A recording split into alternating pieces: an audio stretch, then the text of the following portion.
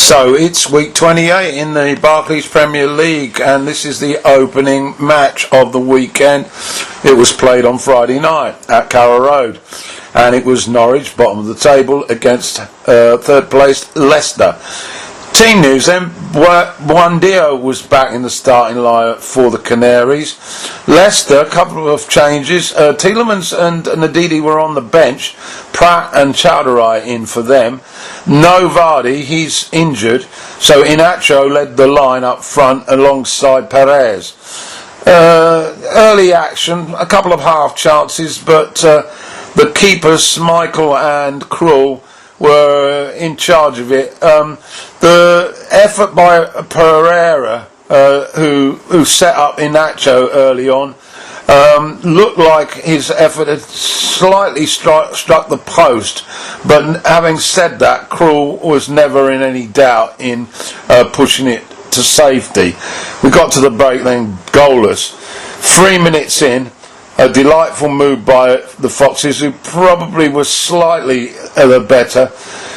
Ball down the right, Pereira, his cross came in, and Inacho managed to get some control on the ball, and he cut inside from the right after controlling it, and then unleashed a lovely shot which went in off the near post of Krul, and everyone thought, well, that's 1-0 to the Foxes. But then VAR had a look at it, and it appeared that when Inacho tried to control the ball, it slightly touched his arm and his hand, so it was ruled out. Unlucky for the Foxes.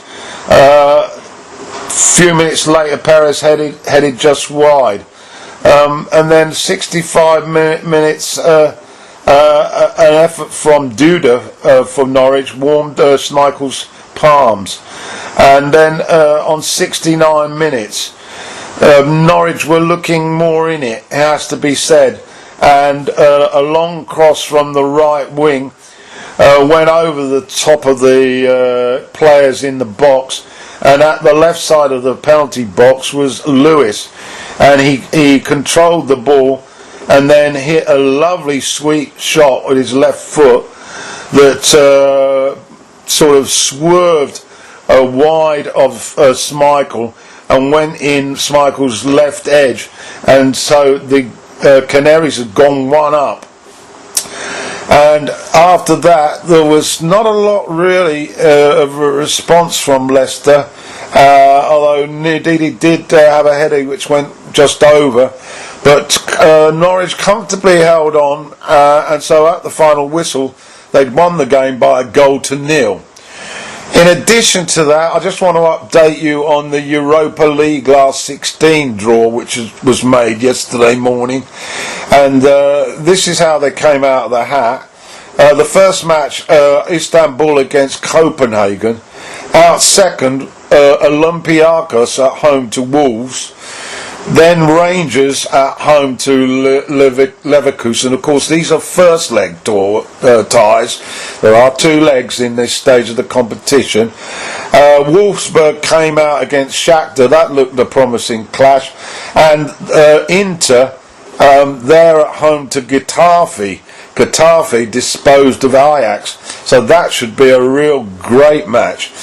Sevilla, 5 times champions of this competition, are at home to Roma. Frankfurt are at home to Basel.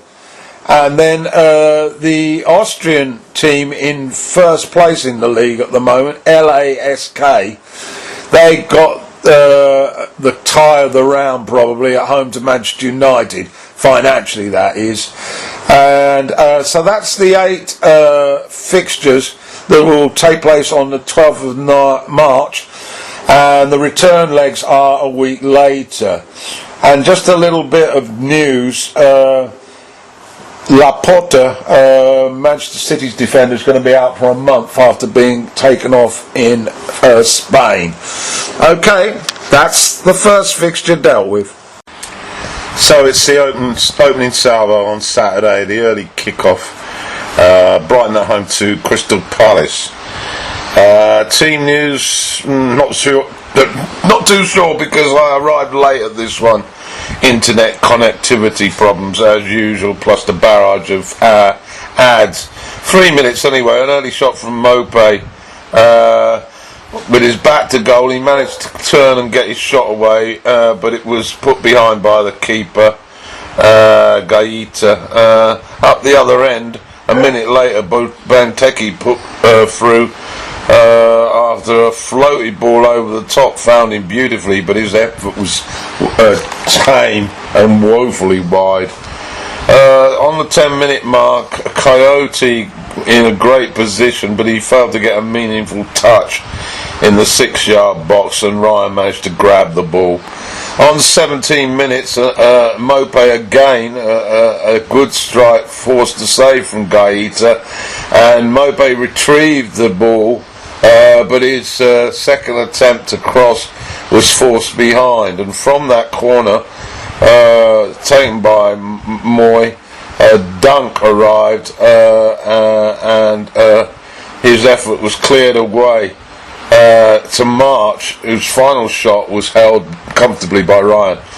To the 30-minute mark now, and things have been pretty even really, but the opportunities hadn't been gilt-edged really, and there was an unsavoury incident on the sidelines involving Sahar and one of the Brighton substitutes, Scolotti.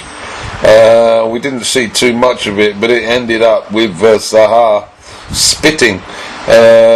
Not too sure whether that was directly at Scolotti. But as usual, Zaha was getting his fair amount of heavy tackling, and he does have a flashpoint that comes to the fore often, and he was getting booed regularly by the Brighton crowd. 35 minutes, a nice sweeping move by Brighton, and eventually the ball was crossed from the left, but Lamarch's left foot shot went wide, and just before half time, a corner from the left and for Palace. This time Cahill had a point blank header which went straight at the keeper. Goalless at the break then. Second half action, and Riddervard had come on for McCarthy. Apparently he had an injury following a stiff tackle. 47 minutes then, a Moy corner. Dunk again heads it down, but Mopé managed to block it, and which was a bit unfortunate because it was going in, but he was also offside, so the effort denied by your own man. Very fortunate for Palace.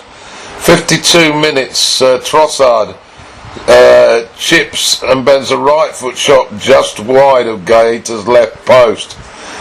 We're on to minute 54, and Mopé again, 6 yards out, but he prods it straight at Gaeta. Another a gilt-edged chance really for Brighton that went astray. 62 minutes, a dreadful back pass let in Benteke, but Ryan managed to get out and block with his feet,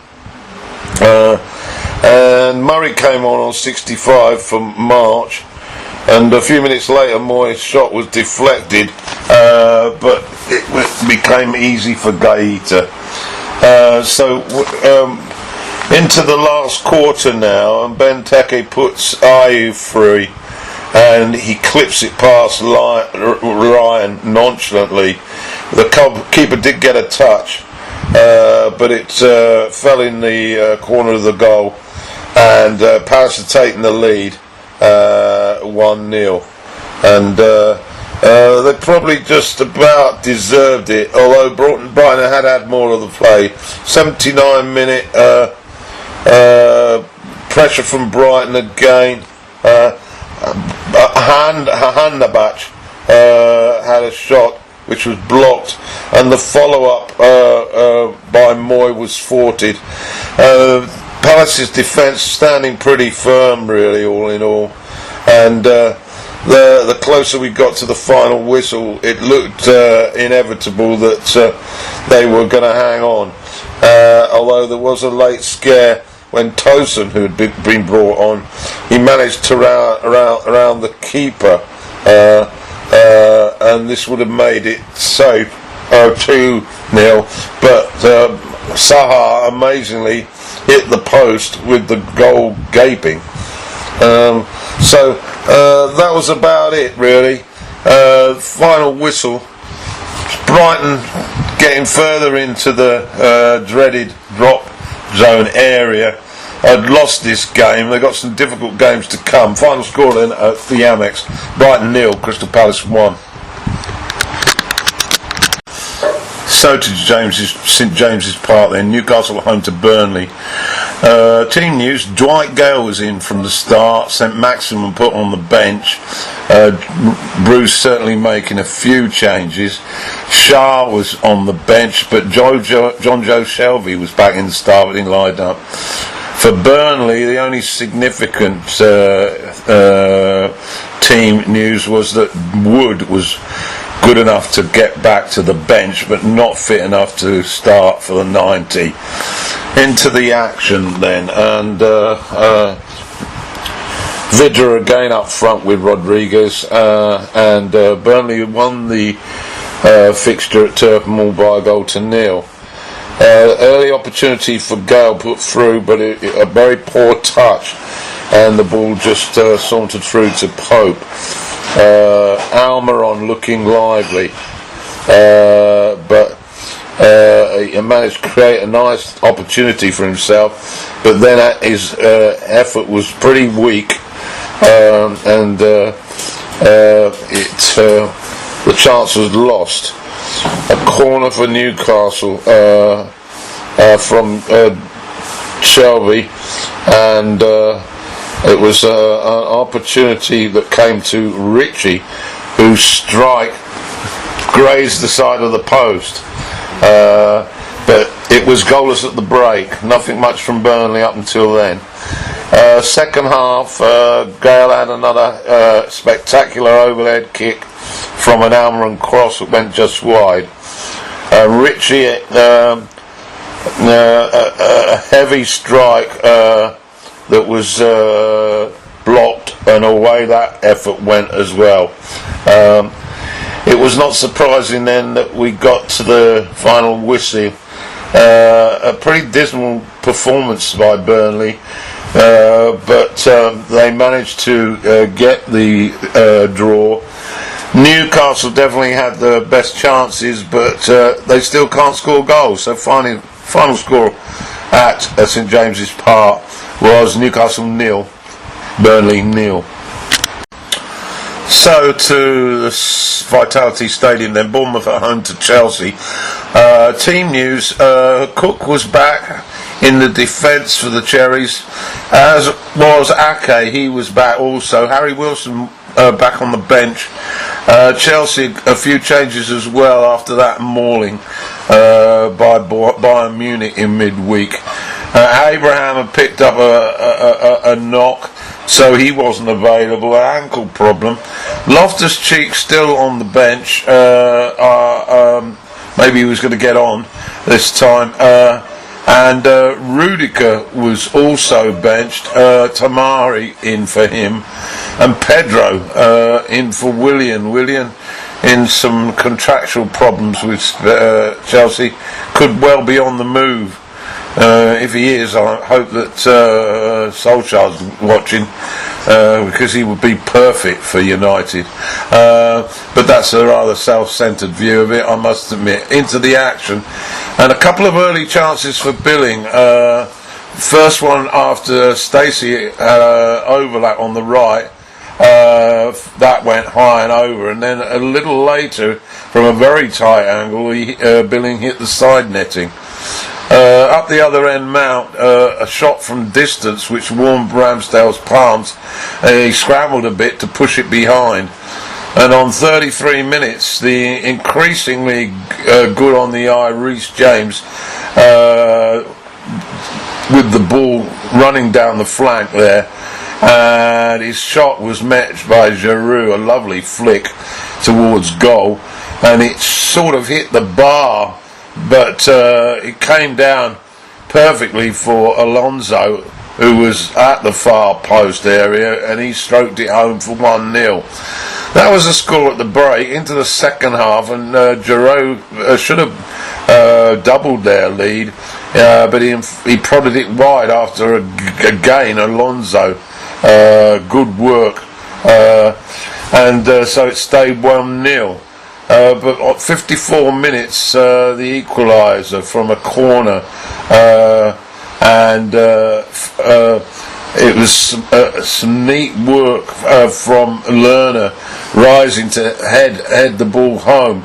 Caballero got a touch, but the header was far too powerful, so that was 1-1. And 3 minutes later, the Cherries went ahead. King at the far post couldn't miss after some great work from Billing, who set up a neat cross from the right, and Wilson's effort was blocked by Caballero, but it went to King, and that was it, 2-1. Chelsea certainly came back with a vengeance, though. James Cross found Giroud's header again, which went just inches wide, and Ramsdale was pretty busy pushing a Mount cross around the post.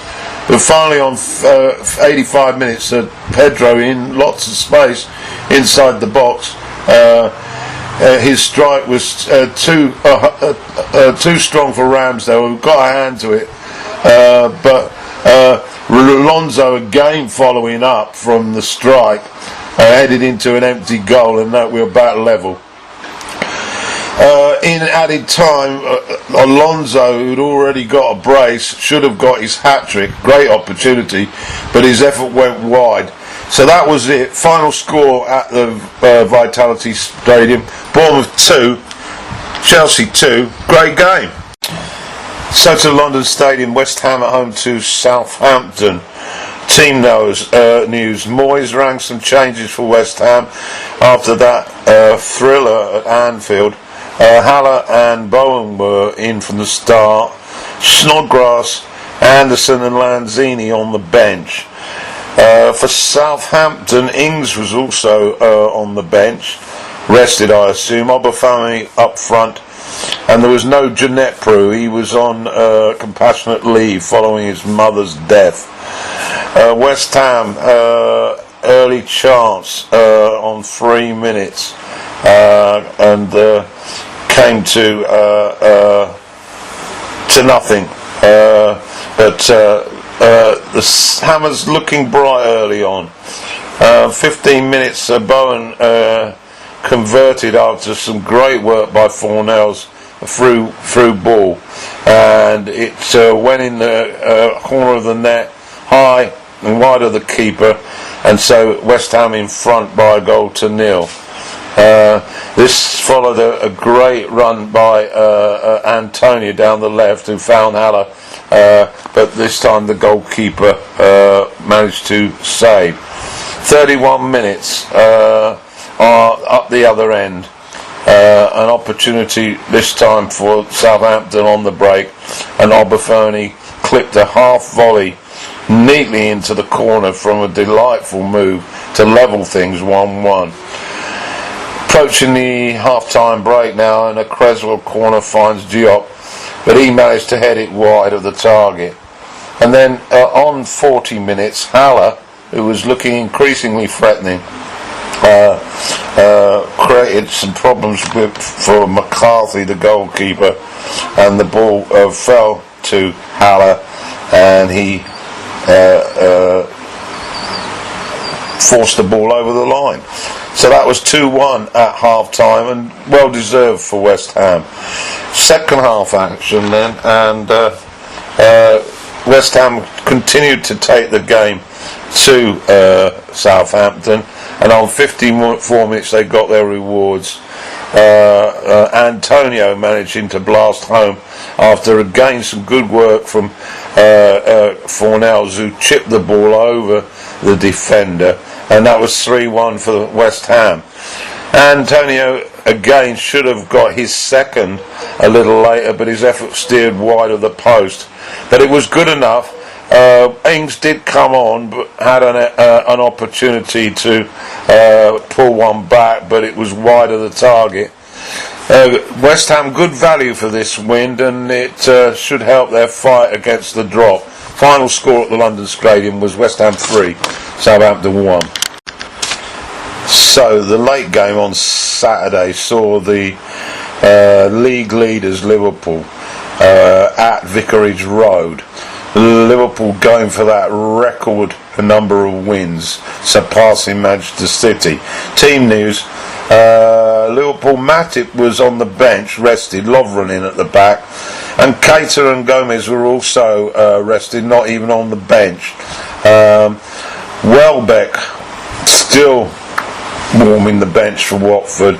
Chalobah back, as was Sarr on the right. Early opportunity for Watford. Delafeu worked some space, and his effort was curled just over Alisson's bar. Decore then threatened, but his shot was blocked by Van Dijk. And then another a bit of enterprise came to nothing by Watford, but they were definitely on top. And then, unfortunately, a strange sort of challenge left Delafeu in agony on the floor. He twisted his knee, and Pereira had to replace him. And so, a bit of a blow there for Watford.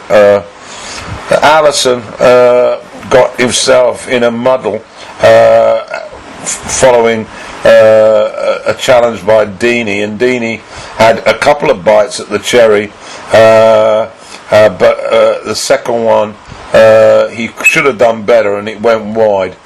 And nothing from Liverpool in that first half, so we arrived at the Blake goalless. Second half, and it was more of the same. A Sarr shot from the edge of the box that Alisson punched away, and finally an opportunity for Liverpool. Robertson down that left, and his cross was intercepted by Foster, and the ball then came back to Foster, and he grabbed it before a chance fell to a Liverpool player. And then 54 minutes, Sarr managed to pounce on a Decore run to the byline. The ball was put across the box, and Sarr nipped in from 2 yards, and that was 1-0 for Watford. The stadium was in raptures, and it got better 6 minutes later. A breakaway, Sarr was 1-on-1, put through, and a delicate chip over the advancing Alisson, and it was 2-0. Was the big shock likely to happen now? Well, it certainly looked that way. And then on 72 minutes, there was an opportunity for Lallana, who'd come on, and he hit a post from just outside the box. But on 72 minutes, a dreadful back pass from I think it was Lovgren, and Sarr intercepted, and he managed to steer the ball to Deeney, and he stroked it wide of the advancing Alisson, and it was now 3-0. Well, that was about it. We reached the final whistle, and just before we got there, remarkably, it could have been 4 when Sarr missed the chance 1-on-1 with Alisson. But that didn't matter a bit. The full-time whistle arrived. The unbeaten record had gone. The number of consecutive wins had gone, and Liverpool had been beaten for the first time this season. An absolutely ecstatic Pearson and his troops